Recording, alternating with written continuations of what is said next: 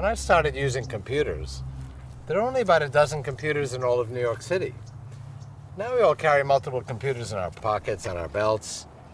But computation is a lot more pervasive than these gadgets we carry around.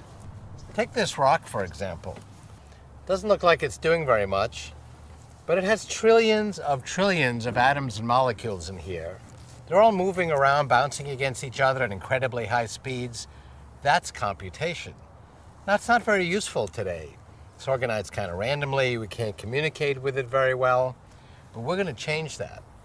We're going to reorganize the vast amount of computation in this rock to make it useful. And it won't just be raw computation. We'll infuse it with exquisitely intelligent software, vastly greater than our intelligence today, and with all the knowledge of the human-machine civilization. This rock is going to be a trillion times more powerful than all biological human brains today. This is going to be quite a valuable rock. We call matter and energy reorganized in this way computronium. We're going to reach these limits late in this century, and at that time, we're going to turn many of the rocks and other stuff suitable for computation into computronium. And so, to keep the expansion of our intelligence going, we will then need to spread out to the rest of the universe, turning some portion of it into computronium. How fast can we do this? That depends on whether or not we can transcend or otherwise get around the speed of light as a limit. There are suggestions that there may be subtle ways of doing this. One possibility is to send intelligent nanobots through wormholes, which are basically shortcuts to apparently faraway places through other spatial dimensions beyond the three we're familiar with. Wormholes through space appear to be consistent with our understanding of physics. If it is indeed feasible to either find or build such wormholes, our intelligence will be so great that we'll be capable of engineering these shortcuts to reach other parts of the universe in brief periods of time. In that case, we could infuse the universe with our intelligence rather quickly. It would require only another century, that is, by the end of the 22nd century, to saturate the universe with computronium. On the other hand, if we can't get around the speed of light, it'll take a lot longer. But in either case, expanding our intelligence throughout the universe is our ultimate destiny. Cosmologists today argue about whether the universe will die in fire or ice. Fire means a big hot crunch, basically the opposite of the Big Bang. Ice means stars flying apart, eventually dying out. Both of these views of cosmology assume that intelligence has nothing to do with it, that intelligence is just a bit of entertaining froth that dances in and out of the dumb celestial forces that rule the universe. But this perspective ignores the law of accelerating returns. As a result of the exponential expansion of our knowledge and skill, the universe will ultimately be infused with computronium and with the vast intelligence of our human-machine civilization. So the universe will wake up, and we will intelligently decide its fate. Shed your energy for me!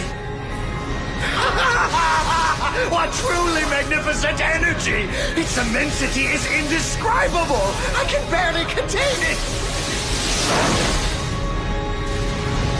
Now that I've obtained enough power, I will open up this planet's gateway!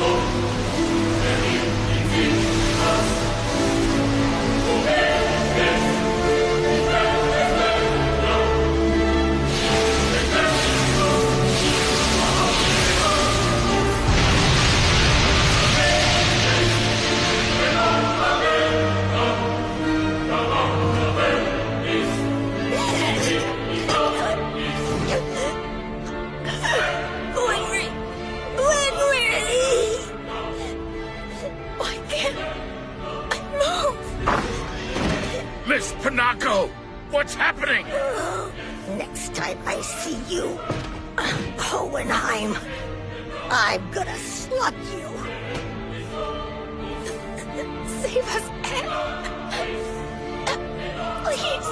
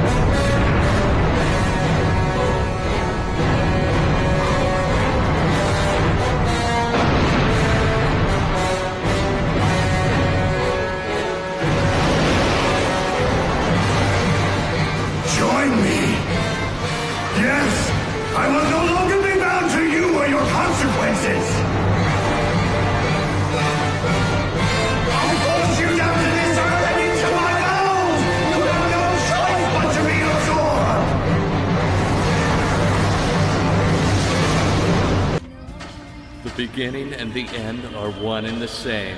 Yes, all is right with the world.